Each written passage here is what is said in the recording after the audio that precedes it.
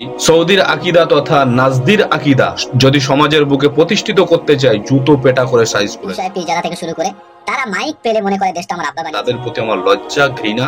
For the love of Allah, we are responding to disasters wherever they strike.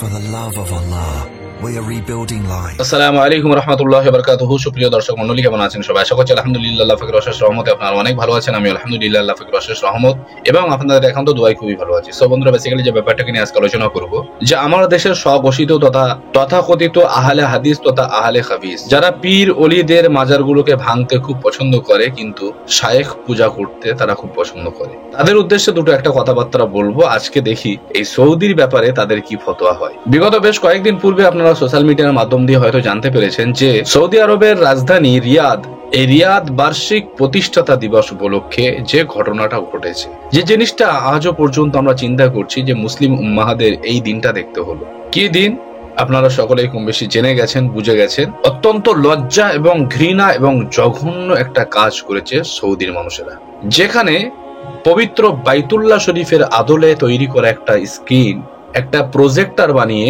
সেখানে নর্তকীদের নাচ, গান, concert হয়েছে।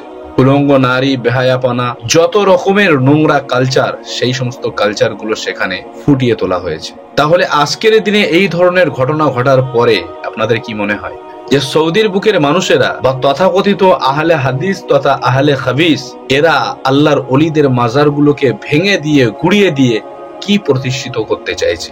আমার নজরে ছোট্ট করে একটা কথা বলি। বর্তমান সময়ে আমাদের সমাজের মধ্যে যারা নিজেদেরকে স্বঘোষিত আহলে হাদিস বলে দাবিদার, আমি পরিষ্কার করে বলছি, তারা কোনোদিন মুসলিম হতে পারে না। তারা আলাদা কোনো একটা জাতি। তা না হলে তারা মাজারগুলোকে ভাঙার জন্য একটা পরিকল্পনা, ষড়যন্ত্র করতে পারে, কিন্তু পবিত্র বাইতুল্লাহ শরীফের প্রজেক্টর বানিয়ে সেখানে নর্তকীদের, অর্ধ উলঙ্গ নারীদেরকে নিয়ে নাচ গান করতে পারে, সেখানে তাদের মুখে কুলুপ আটা কেন?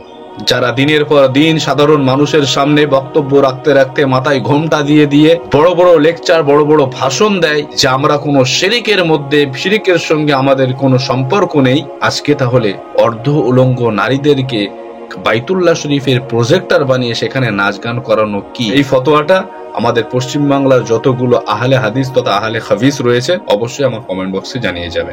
আর একটা কথা বলছি আপনাদেরকে, আপনার এলাকাতে, আমার এলাকাতে যদি কোনো জায়গা থেকে সৌদি করে লাফালাফি করতে করতে যদি সৌদির আকীদা তথা নাজদির আকীদা যদি সমাজের বুকে প্রতিষ্ঠিত করতে চায়, জুতো পেটা করে সাইজ করে দেবে।